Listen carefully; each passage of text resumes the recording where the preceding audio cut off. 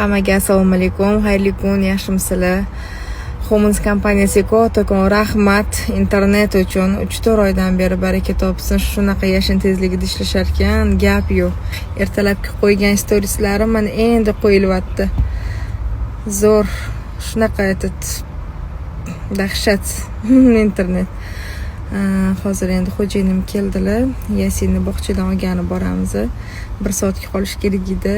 Yaxshi yurgani uchun 2,5-3 soat qoldi birinchi kuni. Hozir первый ichibdi faqat obedga ovqatini. Hozir sekin juvlanayotgan ekan. O'shanga menimcha yetarlicha qoldi birinchi kunga. Ertaga yana borib ko'ramiz. Keyin meni yuzimga kimni ko'zi tegdi, qaysi biringlarni qaranglar. Narsalar toshib ketyapti bunaqa yuzimga. Hech narsa toshmaydi, bez effekt chiqaman dedim, ko'z tegdi meni. Hozir ham effekt yo'q.